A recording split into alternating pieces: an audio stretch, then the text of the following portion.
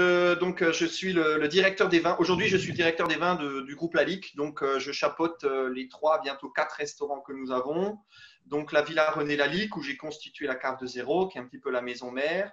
Il y a le château Orberg, qui est dans le même village, avec un esprit un peu plus canaille, un petit peu plus brasserie prestige. Le château Laforie-Perraguet, qui a une étoile au Michelin à l'intérieur du château Laforie-Perraguet à Bordeaux. Et là, ça fait maintenant 3 fois qu'on reporte, mais nous sommes censés ouvrir un restaurant en Écosse, dans la distillerie The Glen Turret.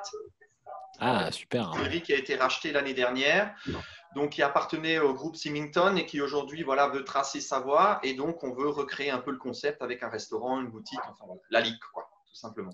Et comment tu vas gérer la carte des vins là-bas? Parce que du coup, il y a le problème des importateurs, etc. C'est pas la même. C'est-à-dire que là, on a essayé de la jouer avant le Brexit, donc tout est déjà là-bas. On a fait une carte. Voilà, pour moi, le vin, déjà, c'est le partage, c'est l'idée de la découverte et surtout de l'émotion.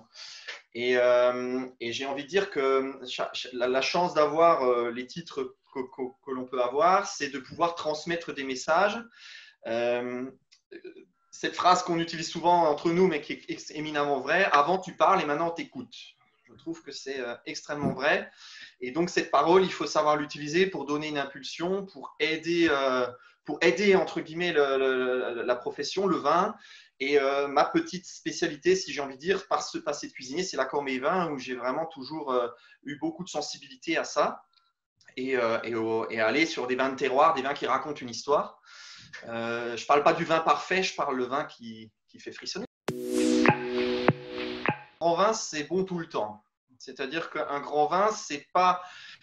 Moi, quand on me dit c'est un grand vin et on te dit oui, ça, dans 5 ans, c'est un grand vin. Non, un grand vin, c'est quand tu as décidé de l'ouvrir que c'est un grand vin parce que le moment est là et parce que le vin a ce qu'il faut.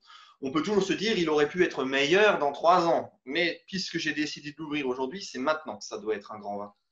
Un grand vin doit être bon toute sa vie, doit te procurer de l'émotion et surtout, un grand vin, à un moment donné, c'est quelque chose qui reste dans ta mémoire, qui reste gravé.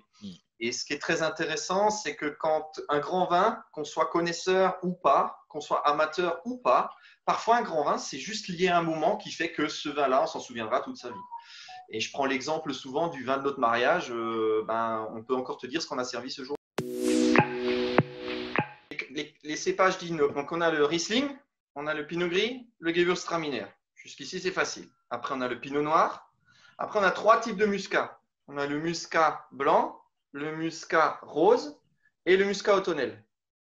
On a 2 Pinots blancs, le Pinot blanc véritable et le Pinot auxerrois. Ensuite, on a le Sylvaner blanc et le Sylvaner rouge. Ensuite, on a le Chasselas, on a le Chardonnay. Et on a du Klevner, donc le Traminer, qui est l'ancêtre du Gewürztraminer. 14. Parce que malgré tout, en Bourgogne, entre un grand cru et un premier cru, c'est la notion d'argile et d'exposition, mais il y a quand même une trame qui est assez similaire. Sur les argiles, c'est les rouges, et sur les calcaires, c'est les blancs. J'exagère, mais c'est un petit peu ça. Alors que chez nous, on peut avoir sur un granit du Riesling, du Gewürz, du Muscat, du Pinot Gris. Et derrière, on peut avoir des cuvées XY qui viennent du grand cru, mais qui ne sont pas grand cru. Donc, si on veut, j'ai calculé un jour que sans les VT, vendanges tardives, sans les sélections de grains nobles, sans les complantations, sans les assemblages, on a 49 possibilités si on met les cépages en face des terroirs. Et encore, je parle de 7 cépages, pas de 14. Donc, on a un panel qui est tellement vaste et on n'a pas encore trouvé, alors j'en parlerai après parce que ça fait partie des thèmes qu'on va aborder ce soir, mais on n'a pas encore trouvé un moyen de parler de nos vins très simplement. C'est-à-dire qu'en Bourgogne, le blanc, c'est du chardonnay, le rouge, c'est du pinot noir. Et après, ça devient compliqué. Mais la base est extrêmement simple. Nous, la base, c'est 49 possibilités. Ce n'est pas possible de s'en sortir.